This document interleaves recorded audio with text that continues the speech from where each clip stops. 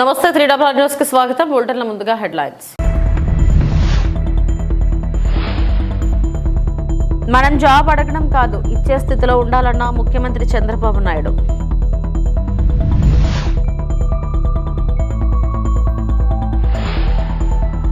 IT తనిఖీలపై ప్రముఖ నిర్మాత దిల్ రాజు వివరణ.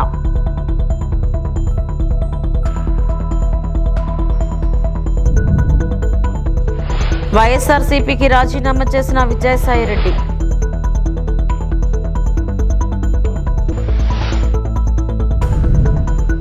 ఒకప్పుడు ఐటీ గురించి మాట్లాడితే ఇప్పుడు ఏఐ గురించి మాట్లాడుతున్నామని ఏపీ సీఎం చంద్రబాబు అన్నారు. ప్రస్తుతం ప్రపంచమంతా ఏఐ ఎంతో అభివృద్ధి చెందిందని చెప్పారు. దావోస్ పర్యటన ముగించుకొని వచ్చిన నేపథ్యంలో రాష్ట్ర సచివాలయంలో నిర్వహించిన మీడియా సమావేశంలో సీఎం మాట్లాడారు. దావోస్ పర్యటన తర్వాత జరిగిన విషయాలు ప్రజలకు చెప్పడం ఒక బాధ్యతగా నేను ఎప్పుడైనా తీసుకుంటున్నాను. ఈరోజు దావోస్ అనేది నాకు కొత్త కాదు. ఈ దేశంలో ఫస్ట్ టైం దావోస్కి వెళ్ళాలి అనేది నిర్ణయించింది నేనే. ఒక ట్రెండ్ సెట్ చేశాను. మొట్టమొదటిసారిగా 95లో ముఖ్యమంత్రి కావడం, 97 నుంచి దావోస్కి రెగ్యులర్గా వెళ్ళడం, ఆర్థిక సంస్కరణలు 91 వచ్చాయి, ఇంటర్నెట్ రెవల్యూషన్ ఎర్లీ 90sలో అంటే 1995 మధ్యలో వచ్చాయి. అక్కడి నుంచి 97 నుంచి నేను 95 ముఖ్యమంత్రి అవుతానే దావోస్కి వెళ్ళడం మొదలుపెట్టాను. ఇక్కడికి వచ్చినప్పుడు నేను కాకుండా మినిస్టర్స్ లోకేష్ గాని భరత్ గాని వీళ్ళంతా దగ్గర 37 మీటింగ్స్ చేశారు. 5 రౌండ్ టేబుల్స్ అటెండ్ అయ్యాడు లోకేష్. 4 కాంగ్రెస్ సెషన్స్ కూడా అటెండ్ అయ్యాడు. అంటే వీలైనంత వరకు ఆంధ్రప్రదేశ్ ని ప్రపంచ పటంలో పెట్టడం, అదే మరిగా ఎక్కడికక్కడ మేము ఇక్కడుండే అడ్వాంటేజ్ చెప్పడం.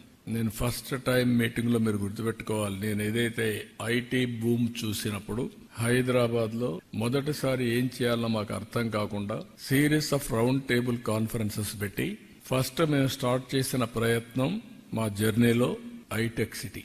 అది కూడా 2 ఏళ్లని నెగోషియేట్ చేసి 14 నెలల్లో కట్టించాం. LNT one of the best monument కట్టారు. ఇప్పుడు కూడా ఐటీ అంటే ఐటెక్ సిటీ అనేది మొత్తం వచ్చింది. ఇప్పుడు ఐటీ అంటే సైబరాబాద్ కూడా ఒక నగరమే నిర్మాణం చేశాం. దుబాయ్లో వాడు గుర్తు చేశారు నిన్ను, మేము మీడియా సిటీ స్టార్ట్ చేశాం, మీరు సైబరాబాద్ స్టార్ట్ చేశారని. వాళ్ళది ఆ రోజు దుబాయ్ మీడియా సిటీ, ఇక్కడ సైబర్ సిటీ మనం స్టార్ట్ చేశాం. అందుకే నేను నిన్న దావోస్ నుంచి చెప్పాను, 95 ఐటీ, 2025 ఏఐ, అప్పుడు ఇన్ఫర్మేషన్ టెక్నాలజీ, ఇప్పుడు ఆర్టిఫిషియల్ ఇంటెలిజెన్స్. ప్రధానమంత్రి ఆవాస్ యోజన 2.0 కింద 20 లక్షల ఇళ్లను మంజూరు చేయాలని ముఖ్యమంత్రి రేవంత్ రెడ్డి కేంద్ర గృహ నిర్మాణ పట్టణాభివృద్ధి శాఖ మంత్రి శ్రీ మనోహర్ లాల్ ఖట్టర్కు వినతి పత్రం ఇచ్చారు. PMAY 2.0లో చేరిన తొలి రాష్ట్రం తెలంగాణ అని, దీనికి సంబంధించిన సమగ్ర డేటా సిద్ధంగా ఉన్నందున రాష్ట్రానికి ఇళ్లు మంజూరు చేయాలని కోరారు. దేశంలోని ప్రధాన నగరాలైన ఢిల్లీ, చెన్నై, బెంగళూరులతో పోలిస్తే హైదరాబాద్లో మెట్రో కనెక్టివిటీ తక్కువగా ఉన్నందున మెట్రో ఫేజ్ 2 కింద 6 కారిడార్లు గుర్తించినట్లు ముఖ్యమంత్రి వివరించారు.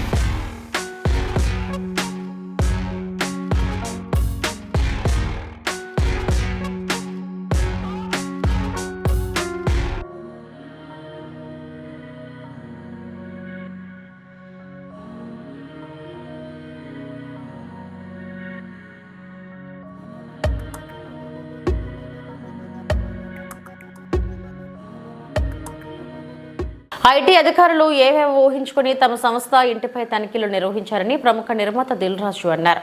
చివరకు సంతృప్తి చెందుతూ క్లీన్ చిట్ ఇచ్చి వెళ్లారని తెలిపారు. తాను తమ కుటుంబం 5 ఏళ్లుగా కొత్తగా ఏ ఆస్తులు కొనలేదని, ఎక్కడా పెట్టుబడులు పెట్టలేదని దిల్ రాజు 4 రోజులుగా జరిగిన ఐటీ తనిఖీలపై వివరణ ఇచ్చారు. తనతో పాటు ఇతర నిర్మాణ సంస్థలు, ఫైనాన్సర్పై ఐటీ సోదాలు జరిగినా తనను మాత్రమే హైలైట్ చేస్తూ వస్తున్నారన్న దిల్ రాజు ఐటీ అధికారులు ఎలాంటి డబ్బు, డాక్యుమెంట్లు స్వాధీనం చేసుకోలేదని స్పష్టం చేశారు. ఇంకా కొన్ని ప్రైవేట్ సెక్టార్స్ మీద ఇన్కమ్ ట్యాక్స్.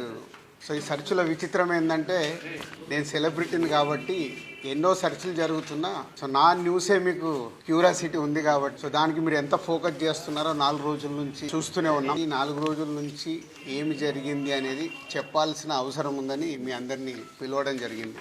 లేకుంటే తెలిసింది తెలియని ఏదేదో న్యూస్లు వేసుకుంటూ 4 రోజుల నుంచి హైలైట్ చేస్తూ ఉన్నారు. ఇన్కమ్ ట్యాక్స్ సెర్చ్ అనేది మాకు 2008లో ఒకసారి జరిగింది. అంటే దాదాపు 16 సంవత్సరాల తర్వాత ఈ సెర్చ్ జరిగింది. మధ్యలో 3 టైమ్స్ సర్వేస్ ఉన్నాయి. సర్వేస్ అంటే అకౌంట్ ఆఫ్ బుక్స్ అనేది చూస్తారు. సో ఈ సెర్చ్ అనేది ప్రాసెస్, వ్యాపారాలు చేస్తున్నప్పుడు ఇన్కమ్ ట్యాక్స్ చేయాల్సిన ప్రాసెస్.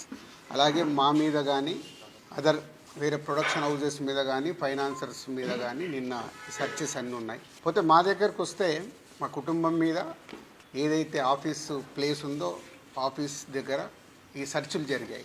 సో మొదటి 3 రోజులు ఎవరిది వాళ్ళకి ఇండివిజువల్గా సెర్చ్ చేసి స్టేట్మెంట్స్ తీసుకుంటారు. అయిన తర్వాత లాస్ట్ డే నిన్న ఆఫీస్లో కన్క్లూడ్ చేస్తారు.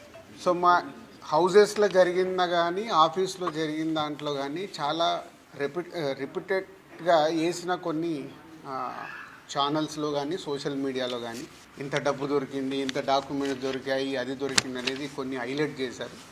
ఎక్కడ కూడా మా దగ్గర డబ్బు కానీ డాక్యుమెంట్స్ కానీ ఐడెంటిఫై కానీ మా దగ్గర నుంచి వాళ్ళు తీసుకున్నది కానీ లేదు. నా దగ్గర ఒక 5 lakhs, మా శిరీష్ గారి దగ్గర ఒక 4.5 lakhs, అలాగే మా డాటర్ ఇంట్లో 6 lakhs, ఆఫీస్లో 2.5 lakhs, మొత్తం బిలో 20 lakhs మా అందరి దగ్గర కలిపి బిలో 20 lakhs ఉంది. అలా ప్రతి ఒక్కటిట్లో వాళ్ళు ఇన్కమ్ ట్యాక్స్ ఏమేమి చూశారనేది ఇలా వాళ్ళది అయిన తర్వాత పంచనామా చేసిస్తారు. సో క్యాష్ రూపంలో అది 5 సంవత్సరాల నుంచి మేము ఎక్కడ ప్రాపర్టీస్ కానీ వేరే దాంట్లో ఇన్వెస్ట్మెంట్ చేయడం కానీ ఎక్కడ ఏమీ జరగలేదు. అది కూడా డిపార్ట్మెంట్కు టోటల్గా అందరి దగ్గరికి వెళ్ళి క్లియరెన్స్ చేసుకున్నారు. ఇది క్లీన్, ఎక్కడ డాక్యుమెంట్స్ కానీ అలాంటివి ఎక్కడేం లేవు. బిజినెస్ దాంట్లో ప్రొడక్షను, డిస్ట్రిబ్యూషను, థియేటర్ సైడ్ ఉన్నాం కాబట్టి వాళ్ళకి అన్నీ డీటెయిల్గా కావాలి. డీటెయిల్ అంటే ప్రొడక్షన్ ఎలా జరుగుద్ది, ప్రొడక్షన్లో 24 క్రాఫ్ట్స్ ఉంటాయి. ఆ 24 క్రాఫ్ట్స్లో లావాదేవీలు ఎలా ఉంటాయి ఒక్కొక్క సినిమాకి. సో ఆ డీటెయిల్స్ అన్నీ వాళ్ళు తీసుకోవడం జరిగింది. డిస్ట్రిబ్యూషన్ సైడ్ ఎలా ఉంటుంది, ఎగ్జిబిషన్ సైడు ఎలా ఉంటుంది అనేది వాళ్ళన్ని డీటెయిల్స్ అడుగుతూ అందరి దగ్గర తీసుకొని ఫైనల్గా నా దగ్గర నిన్న ఇవన్నిటిని ఎవరెవరు ఏమేమి స్టేట్మెంట్లు ఇచ్చారు, ఏముంది అనేది ఫైనల్ నాతో నిన్న కన్క్లూడ్ చేశారు. డిపార్ట్మెంటే ఆశ్చర్యపోయింది. దిల్ రాజు గారిని మేము ఏదో ఎక్స్పెక్ట్ చేసాం, అలా ఉంటుంది ఇలా ఉంటుంది అని సెర్చ్ జరిగేటప్పుడు దే ఆర్ వెరీ హ్యాపీ. వాళ్ళకు మాకు జరిగిన కోఆపరేషన్లో కానీ దాంట్లో కానీ they are very happy department.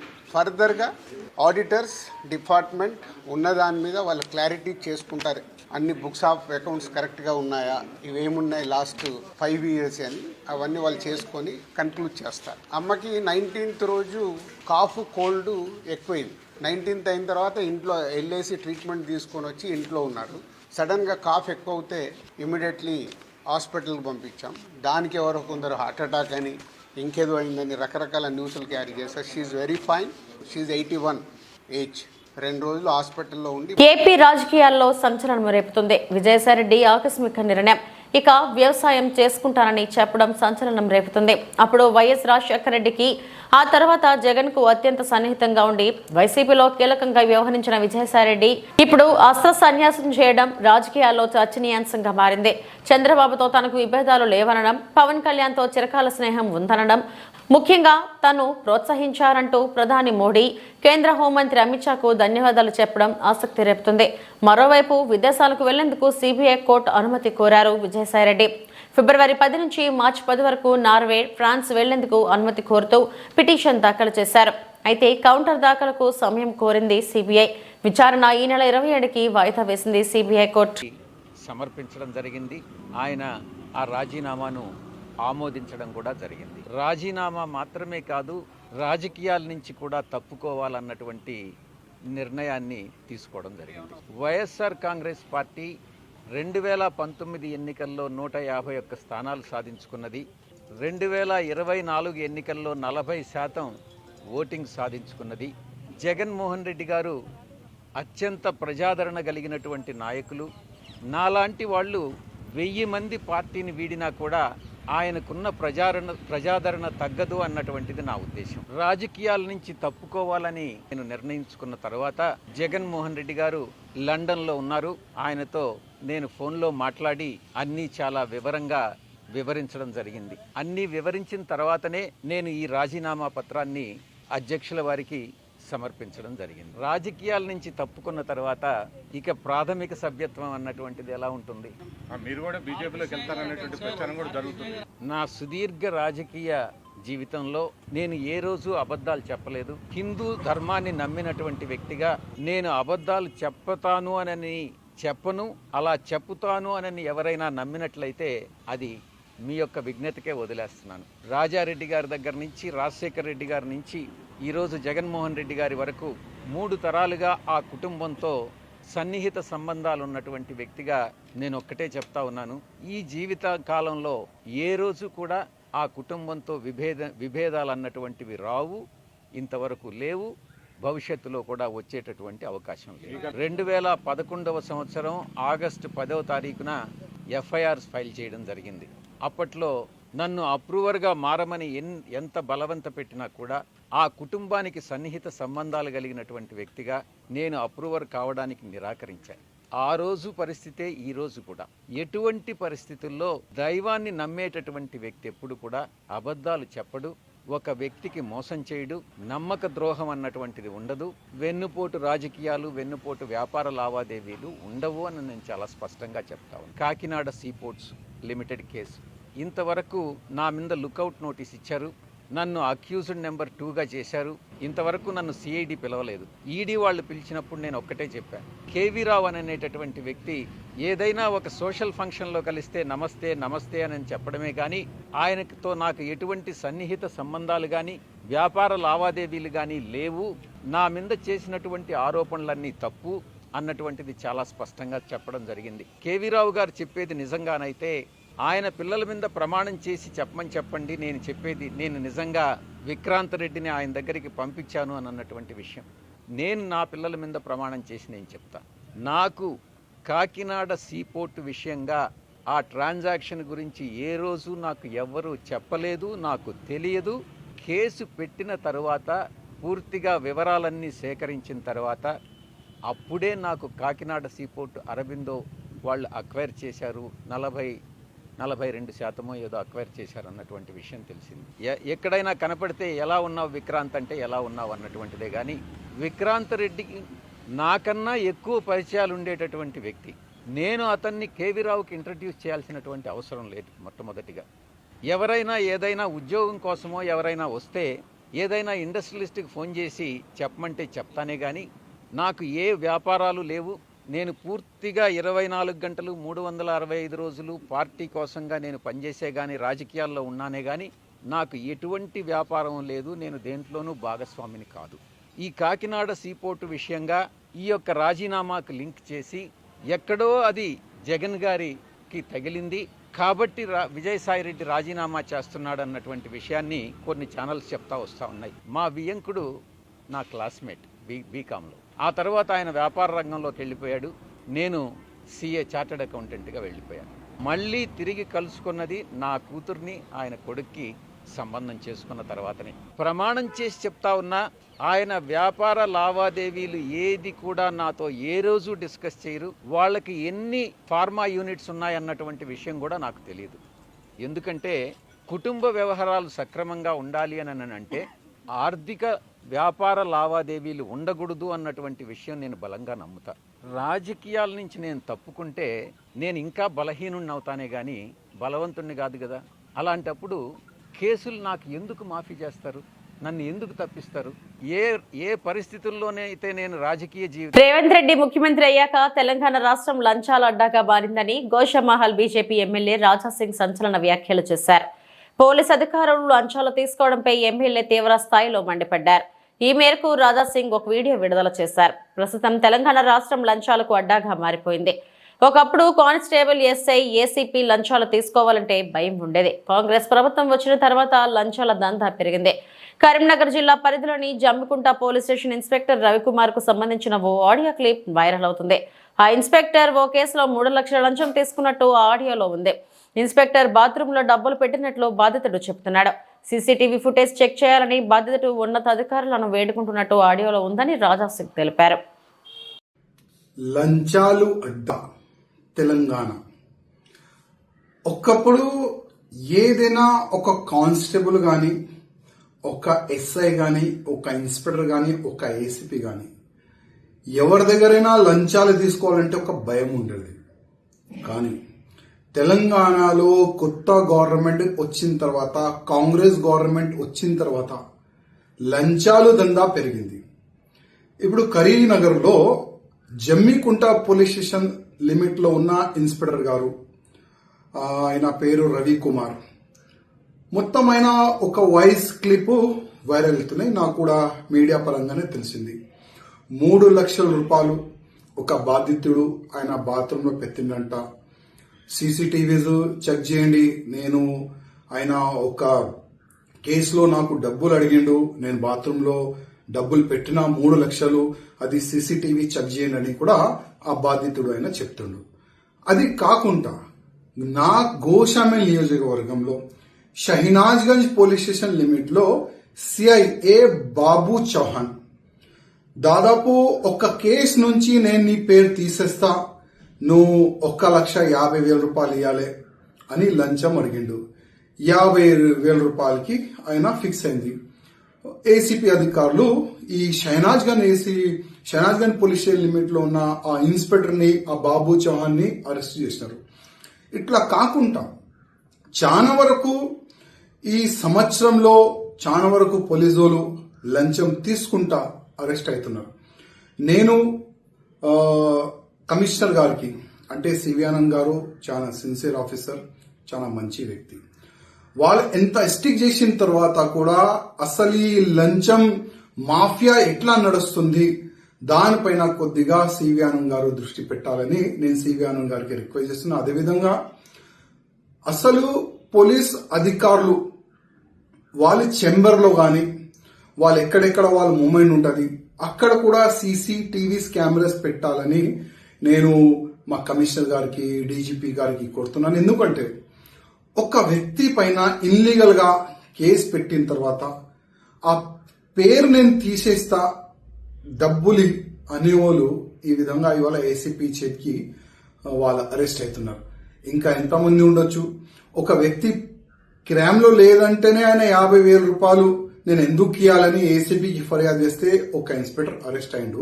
ఒకవేళ ఏదైనా ఒక వ్యక్తి క్రైమ్ చేసిండు, వాళ్ళ దగ్గర ఇట్లాంటి ఆఫీసర్లు ఎంత డబ్బులు వసూలు చేయొచ్చు.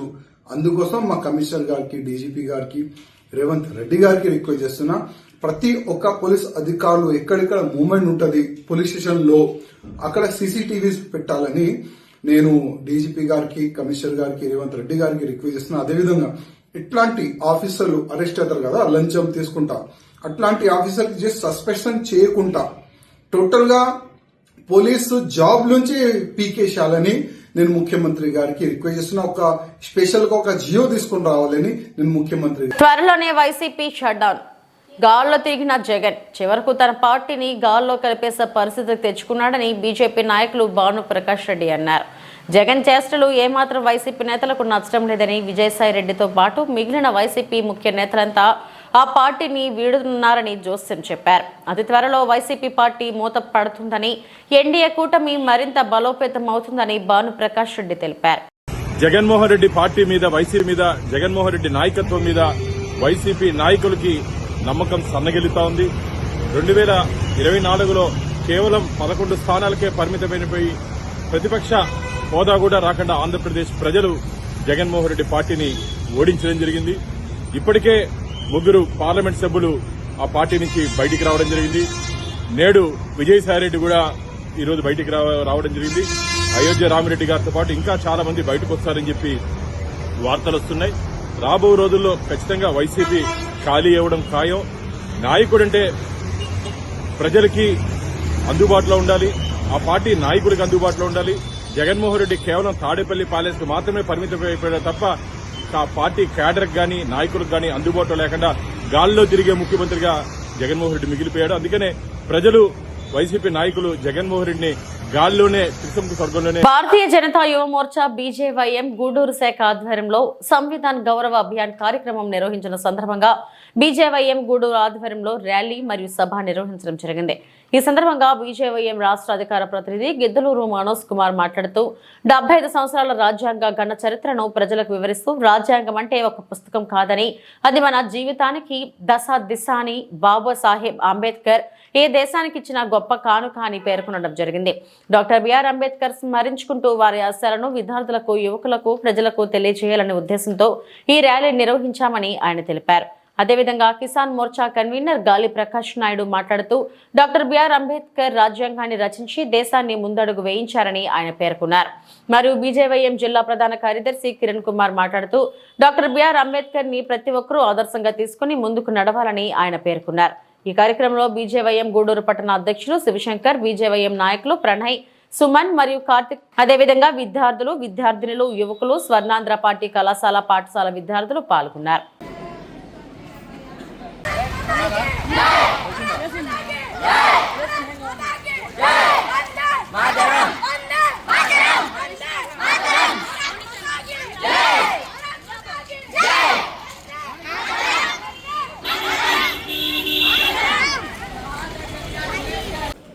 అందరికీ నమస్కారం. నా పేరు మనోజ్ కుమార్, భారతీయ జనతా యువ మోర్చా బీజేవైఎం రాష్ట్ర అధికార ప్రతినిధి. మనకు తెలుసు జనవరి 26 గణతంత్ర దినోత్సవం. ఆ యొక్క దినోత్సవం సందర్భంగా పురస్కరించుకొని బీజేపీ ఆధ్వర్యంలో, బీజేవైఎం ఆధ్వర్యంలో ఈరోజు మనకు తెలుసు రాజ్యాంగం అమల్లోకి వచ్చిన దినం కాబట్టి దానికి సంబంధించినటువంటి విధానాన్ని, మన యొక్క రాజ్యాంగాన్ని తీసుకొచ్చినటువంటి అంబేద్కర్ గారి యొక్క చిత్రపటాలతో, అదేవిధంగా జాతీయ జెండాలతో గూడూరు 2 టౌన్ పట్టణంలోని స్వర్ణాంధ్ర భారతి విద్యార్థుల పాఠశాల విద్యార్థులతో 2 టౌన్లో ర్యాలీ నిర్వహించడం జరుగుతుంది. ముఖ్యంగా విద్యార్థుల్లో దేశభక్తి నింపాలి, అందుకోసం ఈ ర్యాలీ నిర్వహిస్తున్నాము. అదేవిధంగా మన యొక్క రాజ్యాంగ నిర్మాత డాక్టర్ బిఆర్ అంబేద్కర్ గారి సేవలను స్మరించుకుంటూ ఆయన చేసినటువంటి గొప్పతనం ఏంటంటే భారతదేశానికి రాజ్యాంగం రచించారు.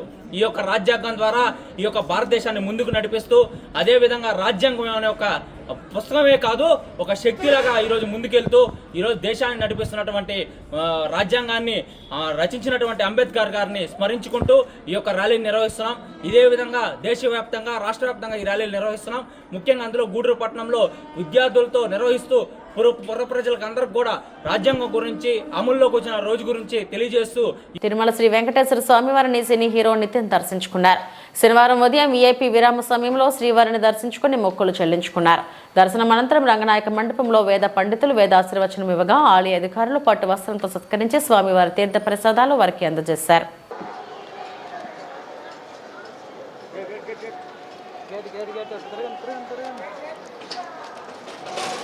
Sir 1 minute sir. ఫ్యామిలీతో తీసుకుంది వెళ్ళిపోయినారు ఫ్యామిలీ. సార్ 1 మినిట్ పంపించేసి సార్ 1 సెకండ్ ఒక ఫోటో.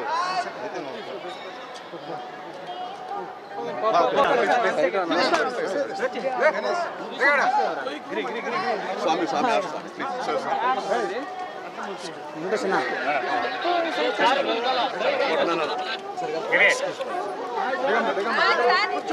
కొంచెం సైడ్ వచ్చి ప్లీజ్ ప్లీజ్.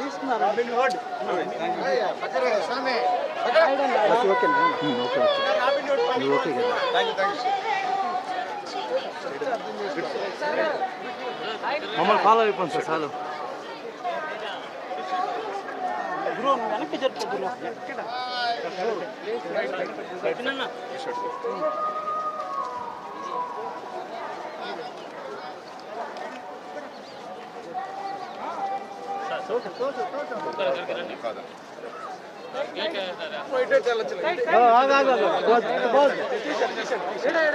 అటు గేట్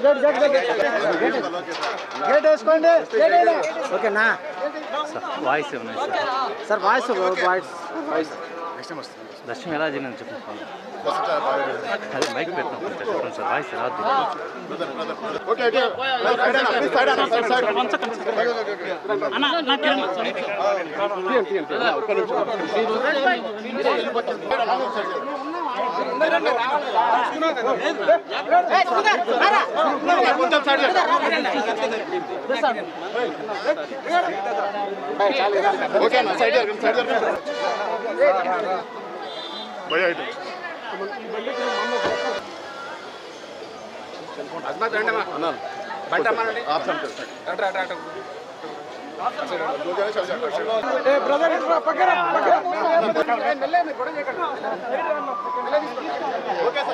కొంచెం సైడ్ అన్న.